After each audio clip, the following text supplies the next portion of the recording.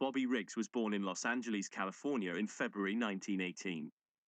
He began playing tennis at 12 years old, and he won his first tennis racket in a game of marbles with another child. It wasn't long before he clashed with the head of the Southern California Tennis Association, Perry T. Jones, who refused to sponsor Riggs to play in Eastern Junior events. However, thanks to his coach Dr. Esther Bartosh and others, Bobby did play in these events.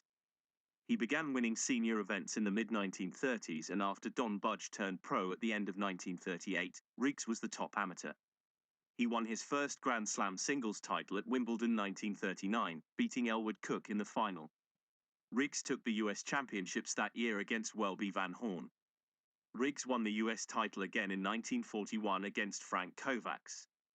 Then Riggs and Kovacs turned pro and played the 1942 World Series against Don Budge, Fred Perry and Les Steffen. Budge won the tour, with Riggs in second place. Well, Don, I certainly enjoyed that match, boy. You're just too tough, that's all. Hope you win the national championships this year, and I know you will. Enjoy your life. Well, Bob, although I won this match today and made you do a little running, I feel sure that within 2 years you'll have me running all around the court, and I'll be congratulating you. Well, thanks a million, Don. I certainly enjoyed the match a lot, boy. Riggs served in the war, spending most of his time in the Navy as a tennis instructor. Therefore, as the 1946 World Series began, Riggs was in top shape. Budge was out of shape and had suffered a shoulder injury during the war. At one stage, Riggs led 13 matches to 2, but Budge came back and Riggs only won by a narrow 24-22 margin. He also won a tournament series in 1946, as well as the US Pro in 1946, 1947 and 1949. Riggs lost his World Series crown to Jack Kramer in 1948. By the mid-1950s, Bobby spent most of his time on the golf course playing for money. Then, aged 55 in 1973, Riggs returned by beating Margaret Court in a Battle of the Sexes match. He then lost a Battle of the Sexes match to Billie-Jean King, which set an attendance record of over 30,000 people.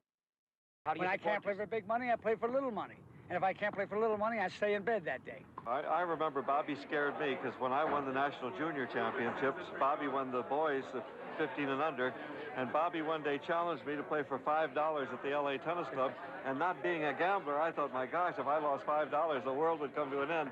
So he's been a gambler ever since I knew him.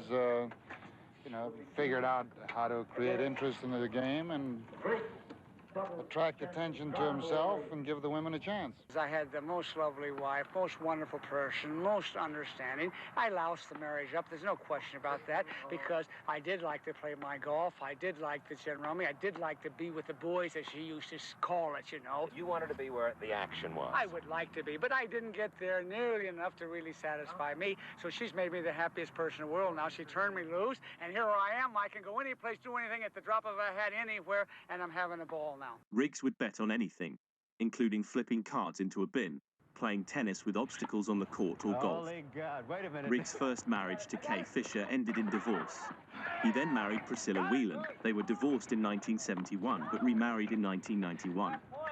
Riggs died of cancer in Encinitas, California in October 1995, aged 77.